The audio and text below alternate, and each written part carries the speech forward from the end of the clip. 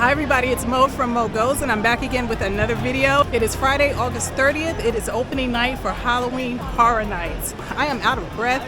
I literally just ran from the parking deck because we needed to make it inside the park to get here in time for Stay and Scream. If you have an HHN ticket, you need to check this.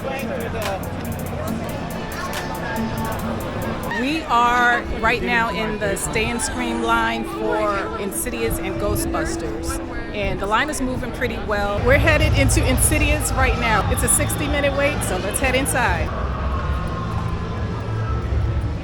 The queue doesn't look too bad right now, even though the wait time is showing 60 minutes. I don't know, it seems like we're gonna be in no time, but we'll see.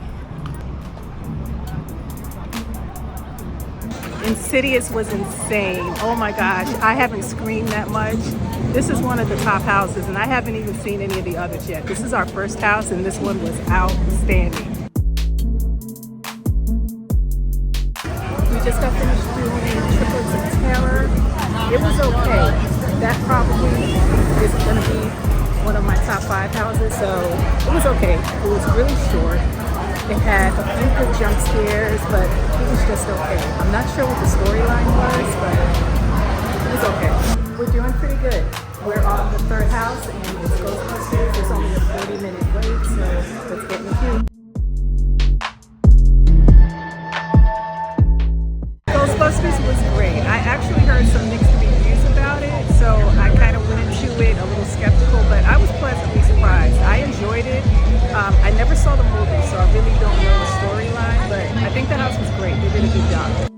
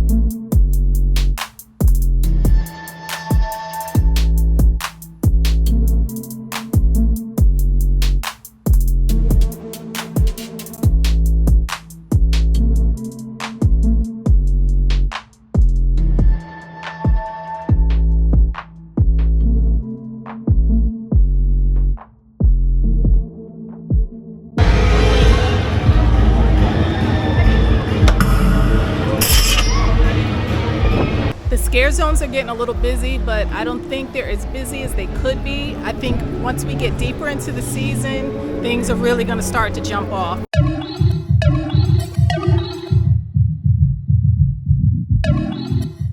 Some fans are really serious about this show, but it's just okay for me. I don't really go out of my way to see it. If I happen to be with someone that wants to see it, then I'll do it, but 9 times out of 10, I'm probably not going to check the show out. Right now we're headed for Goblin Feast and Eternal Bloodlines. The wait time is 60 minutes for both of them, so I guess we'll figure out which one we're gonna do once we get there. I noticed that Universal changed up things just a little bit with the way the queues go. This particular section in past years, it was only one way in, but it looks like this has been designated an entrance as well as an exit. There are a lot of park guests coming in the opposite direction of us right now, so I don't know, I guess they just kind of rerouted things this year for whatever reason. Now this is new. We've got restrooms now in the queues.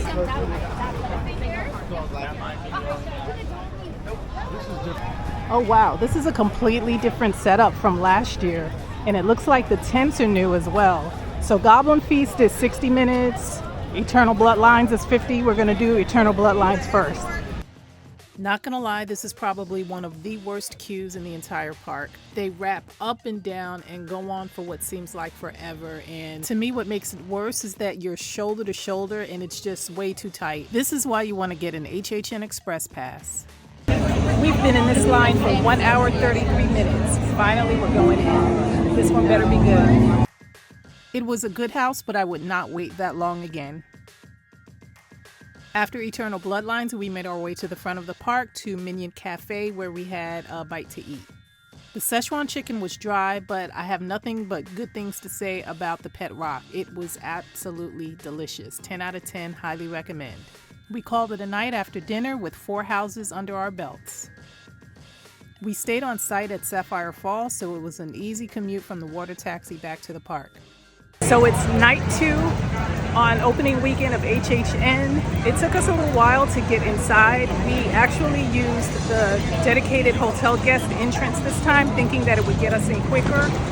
That was not the case. We probably won't use it again tomorrow. So there were only 2 team members scanning in guests at the dedicated hotel entrance when there were like 8 different terminals that we could have used. So we just got finished doing Monsteros. That one was great. I definitely ranked that one in my top 5. It had some great jump scares. That was a good one. Oh my God. I don't know, but I feel like the crowds are a little bit thinner the second night as compared to the first night. So I don't know, I might be speaking too soon, but right now, like in the Simpsons Springfield section, there are not that many people walking around. But let's see what it looks like when we get back to the houses. The museum is up first. We're gonna get in the queue. It's about a 45-minute wait. The next house is museum. We're about to walk in right now. So far we have 2 houses under our belts on night 2 of opening weekend. We just got finished doing museum. Museum was great, but I think there were too many voids. They were missing some jump scares. So if it hadn't been for that, I think the house would have been a lot better than it was. But I think it's one of those things where as the season progresses, it'll get better and better. Museum was also good. I liked the set. But again, I think because it was early in the season, I don't think it's as hype as it will become later on. All right, next we're doing Slaughter Cinema. I've heard a lot of hype about Slaughter Cinema.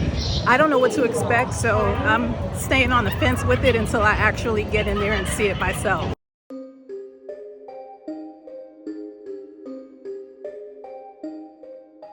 We are about to enter Slaughter Cinema 4 right now. Okay, so far Slaughterhouse Cinema is my #1 pick for night 2. This house was awesome. Jump scares were crazy. The creatures. I'm not going to say too much more, but you got to see it for yourself. Slaughter Cinema House is definitely one of the top houses of HHN this year.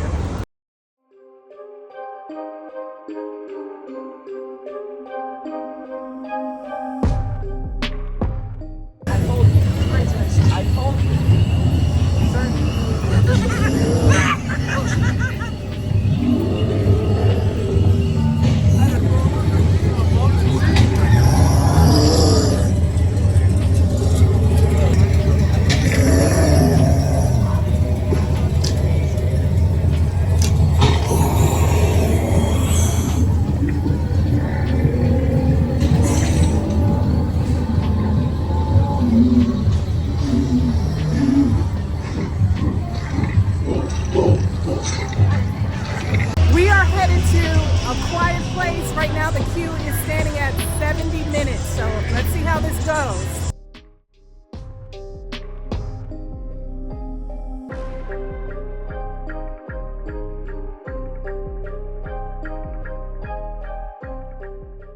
We got through the queue in about 60 minutes, and I definitely place A Quiet Place in the top 5 this year.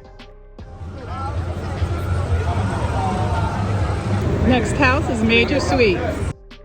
This one is bottom 3. All right, it's night 3 of HHN for us. We only have one more house to see, and that's Goblin Feast. And Goblin Feast, it's 65 minutes, so we're getting in the queue.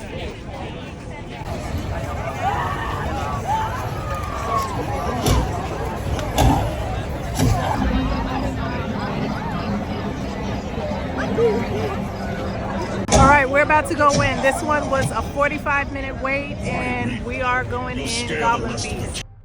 Sadly, Goblin Feast was one of my least favorite houses. I definitely have to put this one in the bottom 3. It was way too short, there were too many empty jump scares, and I just wasn't impressed overall. Remember, this is only the opening weekend. It will get better as the season progresses, so give it a little more time before placing judgment. We are officially done with all the houses, so we're just kind of chilling and taking in all the atmosphere. We spent the rest of the evening walking through a couple of scare zones, and then we called it a weekend. I have so much more to cover this HHN season, so stay close. I hope you guys enjoyed this video. Be sure to like, subscribe, and share, and until the next one, see ya.